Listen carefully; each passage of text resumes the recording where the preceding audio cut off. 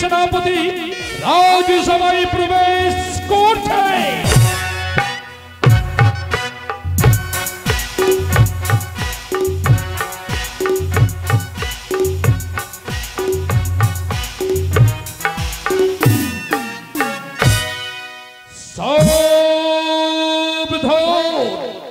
হস্তিনাপুরের কুলপুরোহিত রাজসভায় প্রবেশ করছে।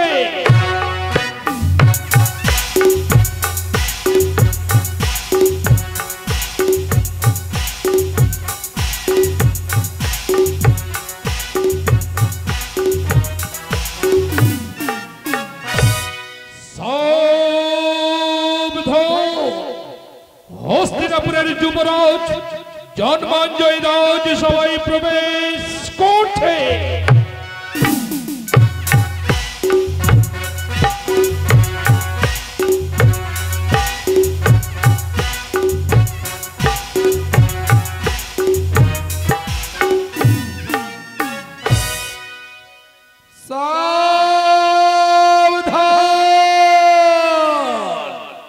হস্তিনাপুরের মহারাজ রাজা পরীক্ষিত রাজসভায় প্রবেশ করছে।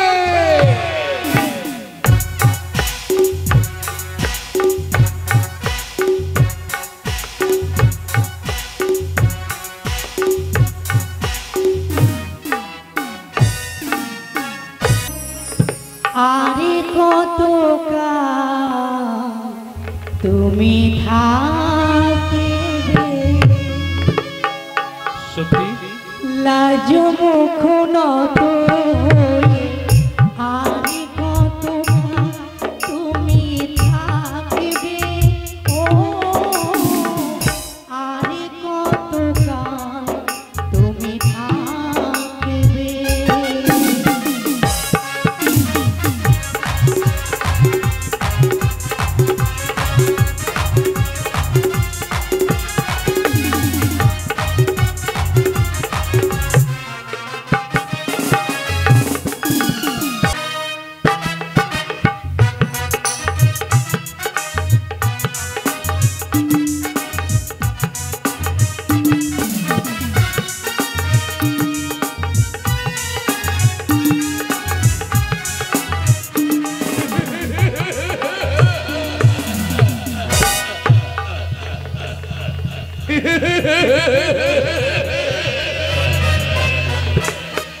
দাপর যুগের অবসান আর কিছুক্ষণের মধ্যে এই সংসারে আধিপত্য বিস্তার হবে আমার।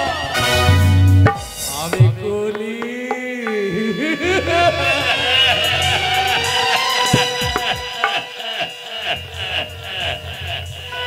আমার রাজ্য হবে পাপে পরিপূর্ণ, থাকবে না ধর্ম, ধর্মকে মুছে দেবো যাবে, ধর্মকে মুছে দিয়ে সকলের মনের মধ্যে উৎপাদিত করবো যাবে গৌরী অন্যায়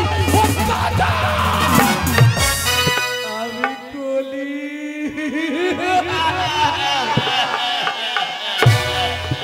কিন্তু কোথায় যাই, কোথায় থেকে আমি আমার আধিপত্যকে বিস্তার করি সেই কথাটি আমি এখন বিস্তার করতে পারি না। মনে পড়েছে আমার হস্তিনার রাজা পরীক্ষিত, তার কাছে ছুটে যাবো আমি, তার কাছ থেকে চেয়ে নেবো আমার আধিপত্য, তার কাছ থেকে আমি চেয়ে নেবো যেমন অধিকার নিতে হবে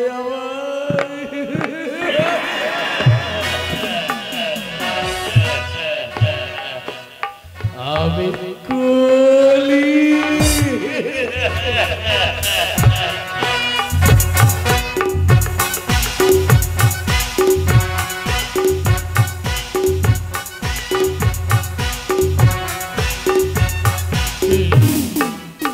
চারিদিকে যেন ছুটে আসে অমঙ্গলের প্রহরা।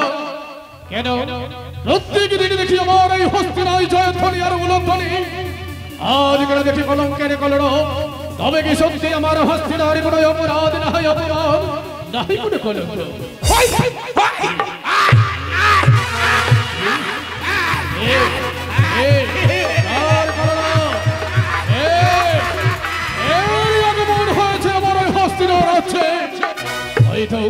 জেনে আমার হস্তিনার মধ্যে এক পায়ে দাঁড়িয়ে আছে, জেনে গরুর উপর চলছে অঘোর অত্যাচার, সেই গরুর উপরে চলছে চাবুকের উপর চাবুক। কে সে? কে ধর্ম না অধর্ম? এই অধর্ম কোনদিন কে তুমি? যদি তুমি অধর্ম হও তাহলে আমার রাজপ্রাসাদে কোনোদিন ঠাঁই পাইনি। কেন কেন তুমি আমার এই রাজপ্রাসাদে গরুর উপরে চালাচ্ছ অঘোর অত্যাচার? আমি কলি, আমি কলি, কলি মহারাজ। তারপর যুগের অবসান হয়েছে, আমি কলি উপস্থিত হতে চলেছি এই সংসারের আধিপত্যে। তারপরই অবসানে কলির আগমন। কলি কেন কেন বা কোন অজুহাতে আমার এই হস্তিনার রাজপ্রাসাদে? আমি অধিকার চাই মহারাজ, আমি অধিকার চাই, এই সংসারে আমার স্থান চাই। এই সংসারে পাওনি তুমি স্থান, তাই তুমি এসেছো আমার এই হস্তিনার রাজপ্রাসাদে স্থান চাওয়ার জন্য। অনেক পূর্বে আমি নিজ নয়নে দেখেছি তুমি ধর্ম নয় অধর্ম, অধর্মের জায়গা কোনদিন পাইনি আমার এই হস্তিনার রাজ্যে, আজও পাবে না, পাবে না তুমি আমার হস্তিনার রাজ্যে কোনো জায়গা। কিন্তু আমার যে অধিকার চাই, আমার যে স্থান চাই।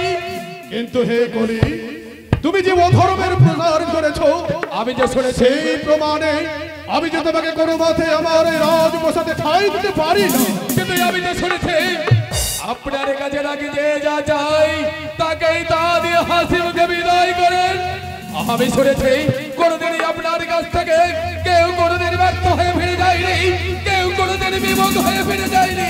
তবে কি আপনি সেই পথ থেকে বিচ্যুত হয়েছে? সত্যি আমার এই হস্তিনার রাজ্য হতে কোনোদিন কেউকে আমি খালি হাতে ফিরিয়ে দেইনি। আর আমার এক নাম দাতা পরীক্ষে, প্রত্যেক দিন সকাল সন্ধ্যায় গরিব এবং অনাহারে যারা থাকে তাদেরকে আমি দান করেছি। যদি এই কলিকে আমি বিদায় করে নিই অজুহাতে, তাহলে কেমন করে আমার হস্তিনার এই দান পুণ্য রাজা পরীক্ষিত হয়ে থাকবে? অবশ্যই হে কলিরাজ আমি দেব, আমি অবশ্যই দেব আমার এই হস্তিনায় তোমায় ঠাই। তবে তুমি কেমন ঠাই চাও? আমি স্থান চাই, আমি চাই যে স্থানে সদা সর্বদাই নারী নির্যাতন হয়। সেই স্থানে জানা ছিল যদি সে আমার কাছে ধর্মের ঠাই চাই, তাকে আমি দেব না কোনোদিন ধর্মের ঠাই। সেই যখন আমার কাছে অধর্মের ঠাই চেয়েছে, এই কলিরাজকে আমি অধর্মের ঠাই দেব। এই কলিরাজ, তোমাকে আমি নারী নির্যাতনে জায়গা দিলাম। ধন্য, আমি আরো স্থান চাই। আমি স্থান চাই যে স্থানে সদা সর্বদাই সুরাপান হয়, যে স্থানে সদা সর্বদা মিথ্যায় আলোচনা হয়, সেই স্থানে চাই আমার অধিকার। সুরাপান হয় একমাত্র অধর্মের কাজ। আমার এই হস্তিনাতে থাকবে একমাত্র ধর্ম। যখন এই কলিরাজ অধর্ম চেয়েছে সুরাপান, তথাস্তু হে কলিরাজ, আমি তোমাকে তাই দিলাম। তবে আমি আরো স্থান চাই। আরে এক স্থান, এমন কোন স্থান চাই কলিরাজ? আমি স্থান চাই যে স্থানে সদা সর্বদাই অন্যায় আচরণ হয়, যে স্থানে সদা সর্বদাই অন্যায় কার্য হয়, যেখানে পাশা খেলা হয়, জুয়ারি আড্ডা বসে, সেই স্থানে চাই আমি আমার অধিকার। জুয়ারি আড্ডা, সেই জায়গাও আমি তোমাকে দিলাম। বেশ, আমি আর একটি স্থানে যাই। স্বর্ণের উপরে যাই আমার অধিকার। কুচ্ছিত স্বর্ণ যেখানে থাকে, সেই এই স্থানে আমার অধিকার চাই।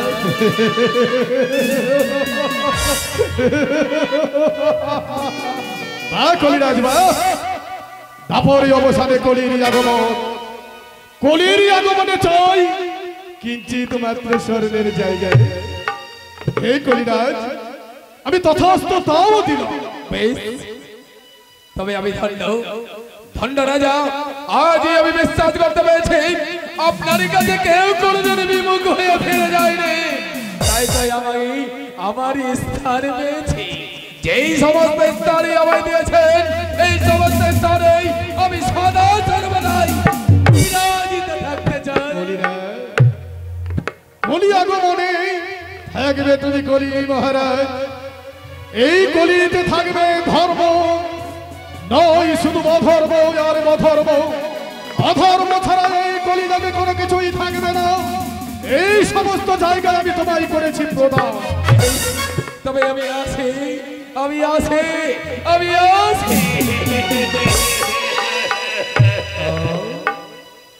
এই হস্তিনার পবিত্র সিংহাসনে দাঁড়িয়ে কলির আগমনে কলিরাজকে আমি দিলাম এই সমস্ত জায়গা। আমি কি ভুল করিলাম না? এই যে পিতার আশীর্বাদ, পিতা অভিমন্যু আমায় বলে দিয়ে গেছে, ওরে এই পরীক্ষিত যখন যে কেউ আসে তোমার এই রাজপ্রাসাদে, যেই হস্তে যা চাইবে পুত্র তুমি সহস্তে করবে প্রদান। আজ পিতৃবাক্য করেছি পালন। পিতৃবাক্য পালন করা কোনোদিন হয়নি অপরাধ। হয়তো আমি করিনি কোনো অপরাধ।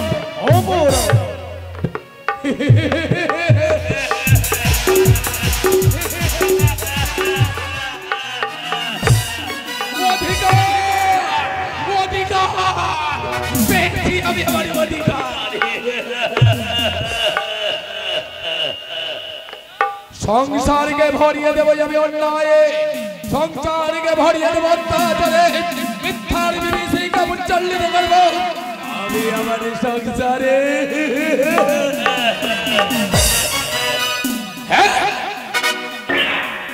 স্বর্ণের উপরে যখনই আমি অধিকার পেয়েছি, স্বর্ণের স্থানে গিয়ে আধিপত্য বিস্তার করবো আমি।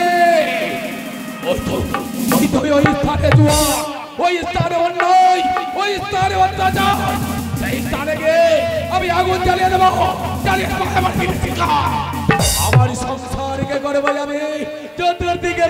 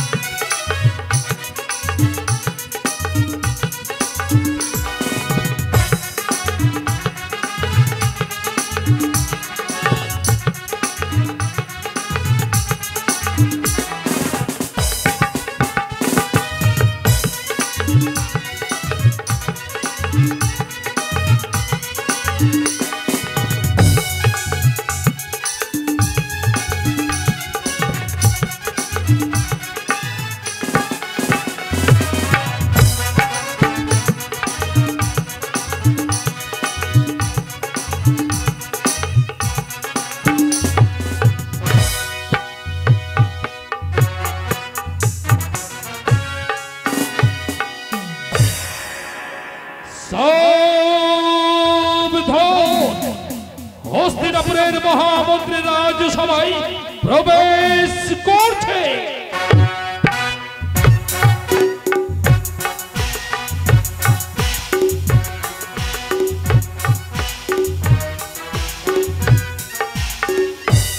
আমি হস্তিনাপুর ভ্রমণ করতে চলেছি। আমি যেদিকে তাকাচ্ছি শুধু আনন্দ আনন্দ। এই আনন্দ যদি থাকে তাহলে আমার মহারাজ অনেক খুশি হয়ে থাকবে। কারণ যত যখন আসি আমার মহারাজের কাছে দুঃখ নিয়ে তাকে হাসি মুখে বিদায় করে, তাই সংবাদ আমি দেব আমার মহারাজ।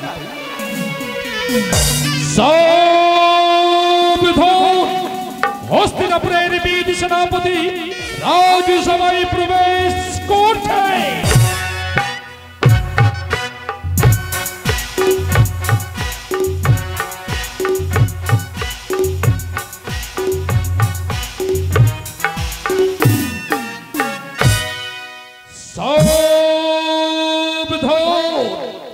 হস্তিনাপুরের কুলপুরোহিত রাজসভায় প্রবেশ করছে।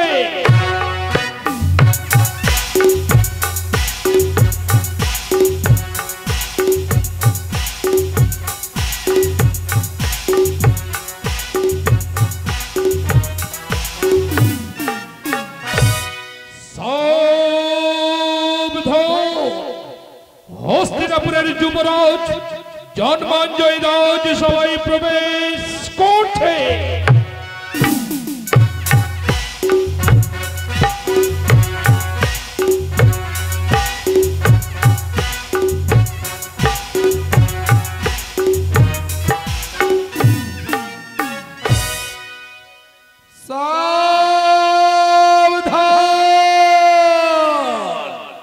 হস্তিনাপুরের মহারাজ রাজা পরীক্ষিত রাজসভায় প্রবেশ করছে।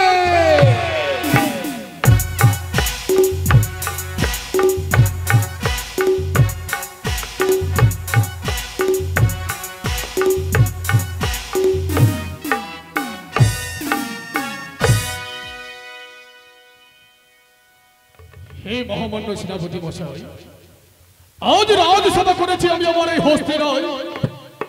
বলো বলো আমার হস্তিনা রাজের কি সংবাদ? মহারাজ, এই হস্তিনাপুরের রাজ্য সুভালে ভালে আছে মহারাজ। বাহ, সুন্দর কথা। হে পুত্র শ্রীমান জন্মঞ্জয়, পিতা পুত্র দিনের পর দিন তুমি বড় হয়েছ, মনে বড় সাধ হয়েছে পুত্র মৃগ শিকারে। শুধু তাই নয় পিতা, শুধু তাই নয়, তবে আমি হস্তিনাপুরে আমি অবাক হয়ে গেছি পিতা। কিন্তু কেন পুত্র? আমি যখন অশ্বারোহীতে আরোহণ করে হস্তিনাপুর পরিভ্রমণ করছিলাম, সবাই একবাক্যে সবাই চিৎকার করে বলছে, কি এই তো হস্তিনাপুরের যুবরাজ জন্মাঞ্জয় অগণিত প্রজার দ্বারা দ্বারা এসেছে। শুধু তাই নয়, তারপর পুত্র? সবাই বলছে পিতা নাকি ধর্ম অবলম্বী। সত্যি পুত্র? যারা অন্যের জন্য হাহাকার করে কেঁদেছে তাদের দিয়েছেন আপনি অন্ন, যারা বস্ত্রের জন্য কেঁদেছে তাদের দিয়েছেন আপনি বস্ত্র। শুধু তাই নয় পিতা, তারপর? একদের বিরুদ্ধে মুগ্ধ হয়ে আপনি তো সানিধ্য কৃপাণু তুলে দিয়েছিলেন বীর সেনাপতির হস্তে। বীর সেনাপতিকে সঙ্গে নিয়ে আজ যেমন গর্বে বুকটা ভরে গেছে, সবাই চিৎকার করে বলছে পিতা মহারাজের জয় হোক, এই হস্তিনাপুরের মহারাজের জয়। ধন্য পুত্র তোমার মুখবাণী শুনে হে মহামান্য মন্ত্রী মশাই, আমি যে সিদ্ধান্ত নিয়েছি মৃগ শিকারে, এই যুক্তি আপনার কাছে কি মনে হয়? বলো মহারাজ, এমন কি আনন্দের সংবাদ নিয়েছো বলো। মন্ত্রী মশাই, মনে মনে সিদ্ধান্ত নিয়েছি দীর্ঘদিন এই রাজপ্রাসাদ পরিচালনা করার পর যখনই আমার যুবরাজ জন্মঞ্জয় বড় হয়েছে, মনে বড় সাধ হয়েছে, বয়সে অবসর, তাই তো ভেবেছি আমি যাব মৃগ শিকারে। মৃগ শিকারের সিদ্ধান্ত নেব। আবার ঠিক হয়েছে না ভুল হয়েছে না? একদম মহারাজ, এ তো হচ্ছে ক্ষত্রিয় অংশের মৃগ শিকার। পিতা তুমি ক্ষত্রিয় রাজা হয়ে মৃগ শিকার অবশ্যই করতে হবে। তাহলে বলুন, আমাকে আদেশ করুন, আমি অতি সত্বরে মৃগ শিকারের ব্যবস্থা করি। এই মন্ত্রী মশাই, বলো যুবরাজ। পিতা পুত্র আপনি ক্ষত্রিয়, হ্যাঁ ক্ষত্রিয়দের আচরণ হলো মৃগ শিকার করা, কিন্তু মায়ের অনুমতি না নিয়ে মৃগ শিকারে আপনার যাওয়া কি ঠিক হবে পিতা? সত্যি সত্যি বলেছো যুবরাজ জন্মঞ্জয়। তোমার মায়ের নিকট হতে যতক্ষণ না আমি অনুমতি পাবো, আমি যে মৃগ শিকার করতে যাব না। তাই বলি হে মহামান্য মন্ত্রী মশাই, বলুন। ডেকে নিয়ে এসো মহারানী শারদাকে। আমি চললাম। পিতা পুত্র সত্যি সত্যি যখন আপনি অটল সিদ্ধান্ত নিয়েছেন আপনি যাবেন এই হস্তিনাপুরে, লক্ষ লক্ষ সৈন্য সামন্তকে সঙ্গে নিয়ে মৃগ শিকারে, তাই দেখতে দেখতে নিশ্চয়ই হবে অবসাদ। পূর্ব থেকে যখন রক্তে সূর্য উদয় হবে, পিতা মা অগণিত প্রজা সবাই মিলে আপনাকে আমরা বিদায়ের ব্যবস্থা করব। তাই করো পুত্র, আমাকে সাজিয়ে দাও, সাজিয়ে আমাকে বিদায় করো। আমি যাবো যে এই মুহূর্তে ওই মৃগ শিকার করে পুনরায় ফিরে আসবো আমার এই হস্তিনার অঙ্গরাজ্যে। যতক্ষণ না আমি মৃগ শিকার করবো ততক্ষণ পর্যন্ত আমি কোনো রূপ শান্তি পাই না। হে ব্রাহ্মণ মশাই, আসুন আসুন আপনার রাজপক্ষে যাই।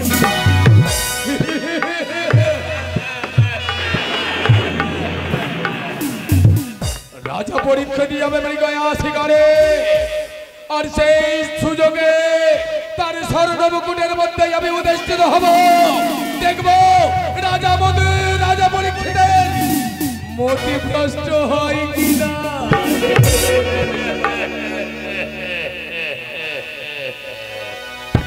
এই মুহূর্তে প্রবেশ করলাম আমি স্বর্ণমুকুটে। বিশেষ ঘোষণা, ভক্তিমতী মায়েরা ভক্তি বই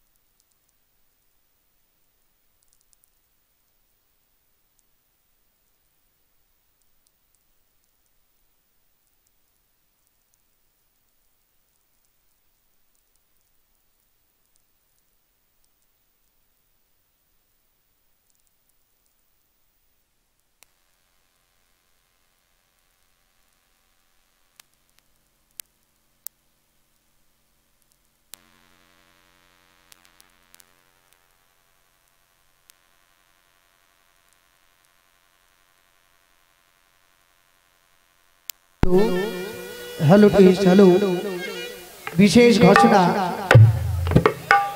ভক্তদের কাছে অনুরোধ, আমাদের ভিক্ষার পাত্র আপনাদের সকলের সামনে যাচ্ছে। আমরা কষ্টের মধ্য দিয়ে এই মা মনসা গুরু কীর্তন গান যজ্ঞ অনুষ্ঠান শুরু হয়েছে। কষ্টের মধ্য দিয়ে আপনাদের কাছে ভিক্ষার পাত্র পৌঁছে যাচ্ছে। যা পারবেন আপনারা সকলে ভিক্ষার পাত্রে দান করবেন।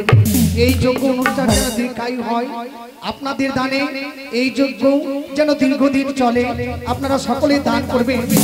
আমরা কষ্টের মধ্য দিয়ে এই নীলাকে বিস্তারিত করে যাচ্ছি, সকলে দান করবেন। ধন্যবাদ। তাই তো আমার যেন নতুন বিয়ে হয়েছে গো, তবে আমার স্বামী মতো অনেক লাজুক। এত কি লজ্জা করলে চলে? আমার সঙ্গে ঠিক মতো কথা বলতে পারে না। স্বামী, তুমি এসে পড়লে, তোমার কথা ভাবছিলাম। হ্যাঁ গো, তুমি শুধু আমার কথা সর্বক্ষণ ভাবো না। আমি তো সর্বক্ষণ পিতার কথা ভাবতে ভাবতে আমার সময়টা চলে যায়। কি পিতা কি সিদ্ধান্ত নিয়েছে জানো? কি গো? পিতা মনে মনে স্থির সিদ্ধান্ত নিয়েছে, পিতা যাবে না নাকি মৃগ শিকারে। তাই পিতার অবর্তমানে এই সব কথা শুনে আমার মনখানে যে ধৈর্য ধরে থাকে না। কেন বপুষ্টবা? মৃগ শিকার আমায় ভালো লাগে না গো। আমি জানি, কিন্তু আমি যে তার সন্তান হয়ে পিতাকে কেমন করে বাধা দেব? আমার মন বারবার বাধা দেয়,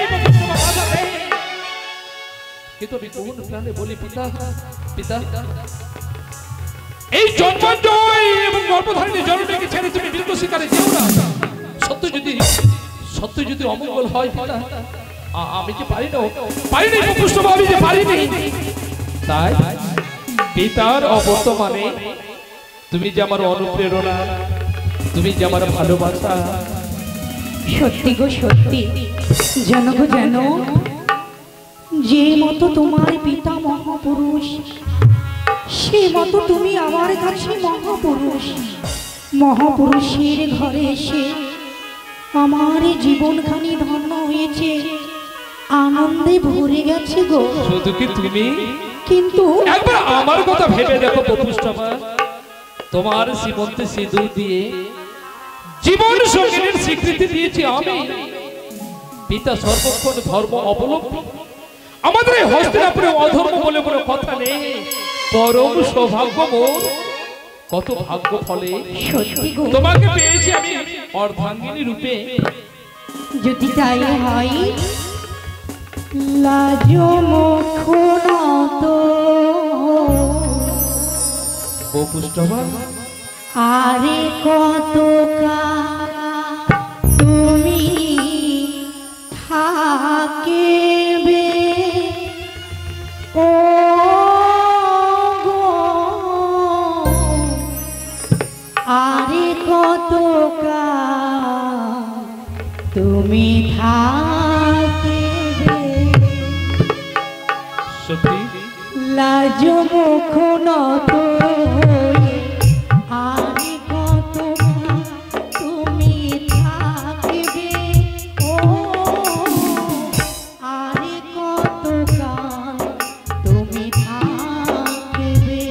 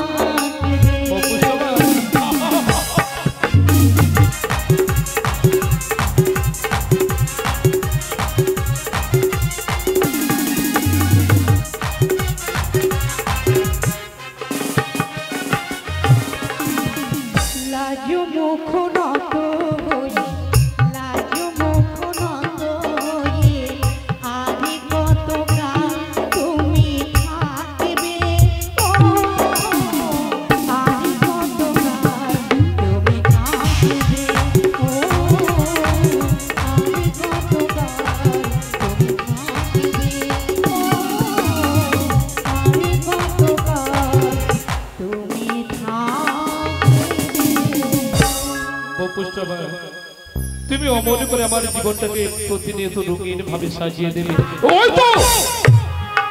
ওই তো মন্দিরে শোনা যায় এই উলধ্বনি, শোনা যায় মাঙ্গলিক শঙ্খধ্বনি। হয়তো মা এবারে পূজার জন্য বসেছে এসব পুষ্পা মায়ের মন্দিরে।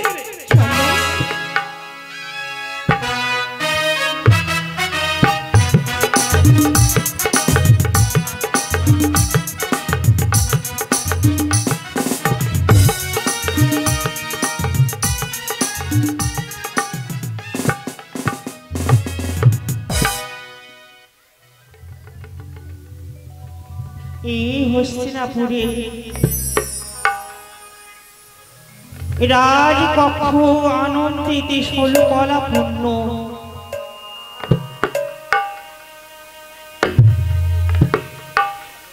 এই হস্তিনাপুরের প্রজাগণ সকলে আনন্দে মুখরিত।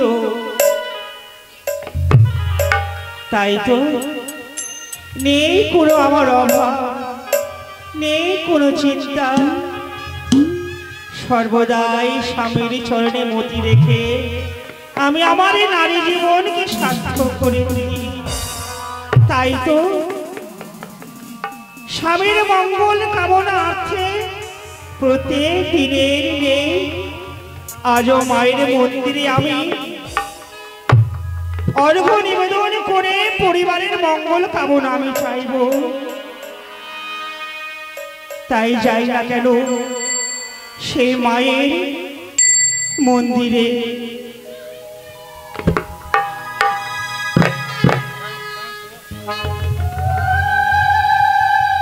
এই তো আমি এসেছি। মা প্রত্যেক দিন সকাল সাজে জল সেবা না নিয়ে তোমার চরণে আমি পুজো করি। তাই তো আজও এসেছে মা, তুমি বই মুখ হয়ে ফিরে যেও না। তুমি এই ভক্তের ডাকে আবির্ভূত হও। আমি তোমায় আহ্বান জানাচ্ছি মা, তুমি আমায় দেখা দাও, দেখা দাও জননী, দেখা দাও। এই ভক্তরি ডাকে তুমি দেখা দাও। ইচ্ছে মোরে ভক্তের ডাকো তুমি হও সদাই। ভক্তির শৃঙ্খলে বাঁধিব তোমায়। ওই যে বলে চরণে পুষ্প নিবেদন করিব আমি। দেখা দাও, দেখা দাও। ওই আমায় একটু যা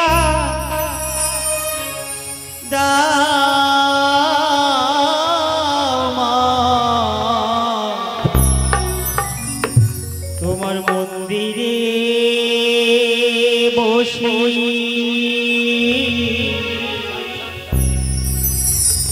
মন্দিরে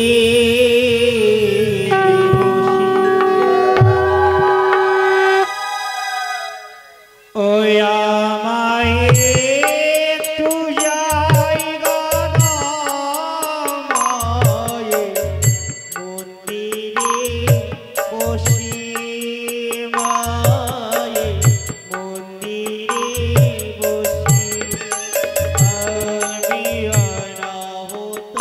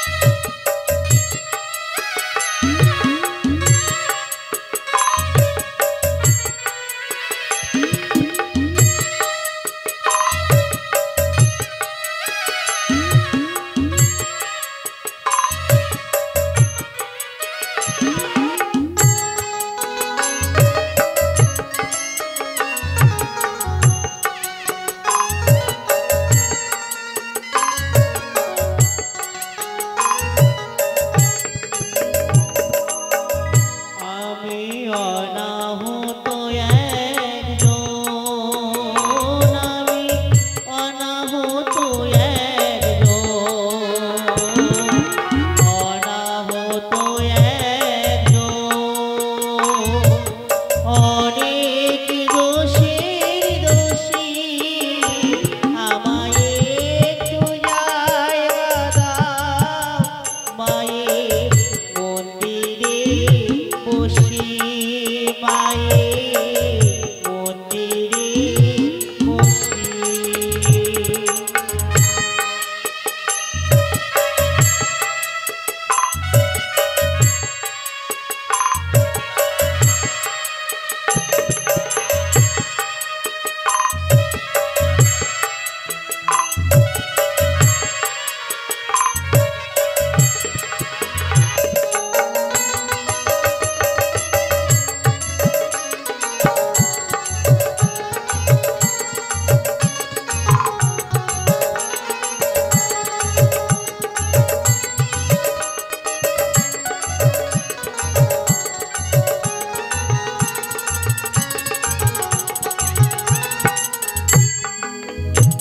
আমি সবার পেছনে থাকবো আমি মনে মনে মাকে ডাকবো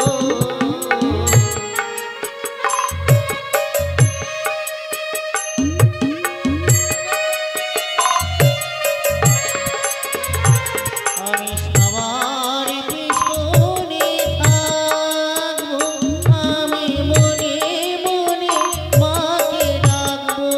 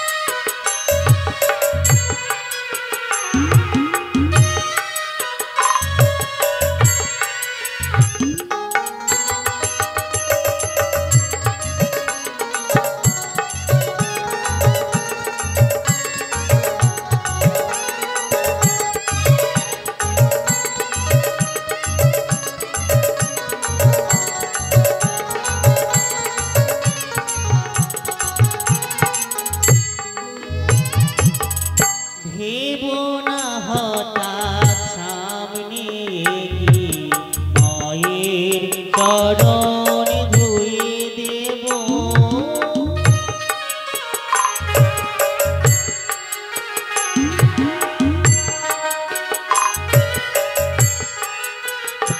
আরে ভেবো না হঠাৎ সামনে গিয়ে মায়ের চরণে ধুয়ে দেব শুধু দূর থেকে চোখের জলে মায়ের রাঙা পা ধুয়ে দেব যখন আরতি মায়ের করবে মায়ের পুজো দেবে তুলে ধরবে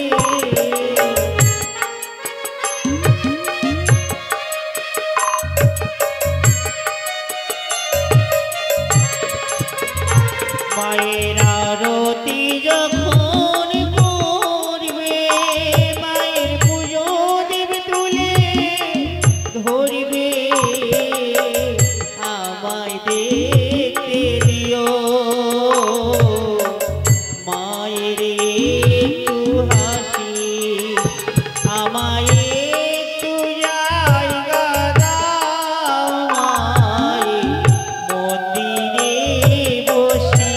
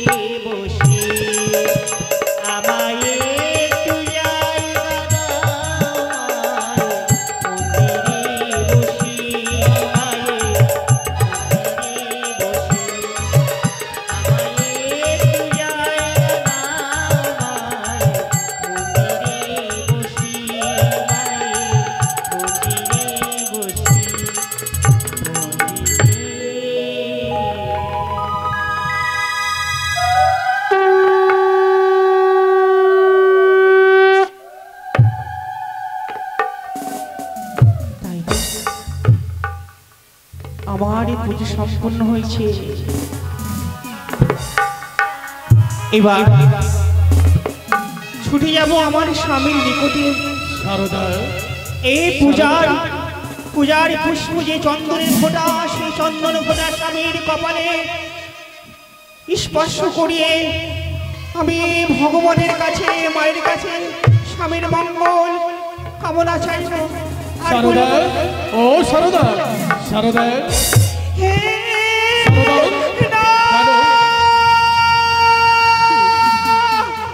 সারদা,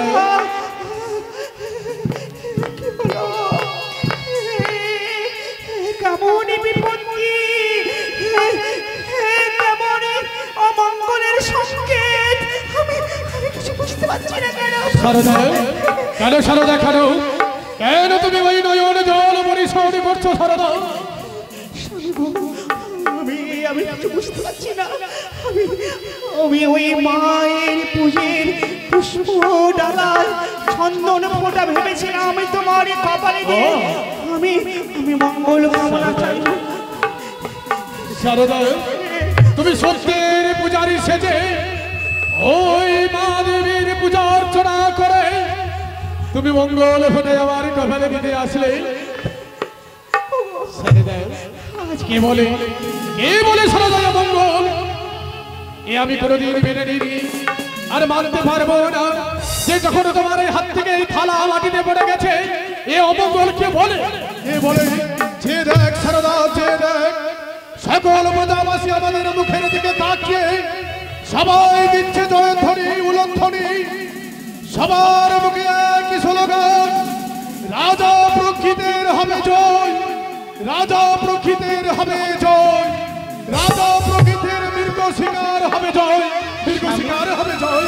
যে দেখ সারদা, যে দেখ। আমি একটা কথা বলবো। কি গো, কি বলবে তুমি? তুমি কি কোথাও বেরাচ্ছ?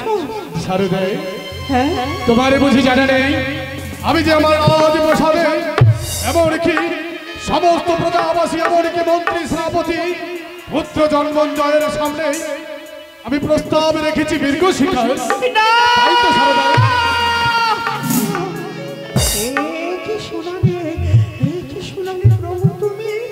তুমি কি দেখতে পেলে না?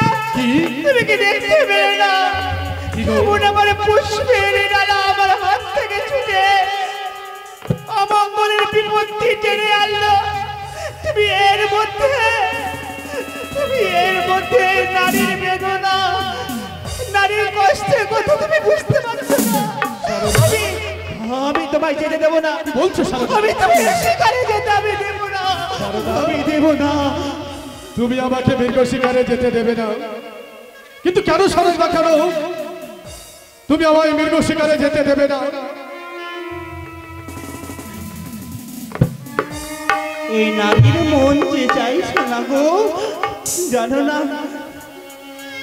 সারদা, স্বামীর বিপত্তি ঘনিয়ে আসলে ঠিক তার নারী তার স্ত্রী বুঝতে পারে। আমার মন, আমার এই চেতনা, আমার বিবেক বারবার বাধা দিচ্ছে। তোমাকে ওই মৃগ শিকারে যেতে বারবার আমার বাধা দিচ্ছে। সারদা, এই কথা তুমি তুলে ধরো না সারদা। আমি যে মৃগ শিকারে যাবই, আমি রাজপ্রাসাদে উত্থাপন করেছি সকল প্রজাবাসী, এমনকি আমার সকলে আমায় মৃগ শিকারের উপদেশ দিয়েছে।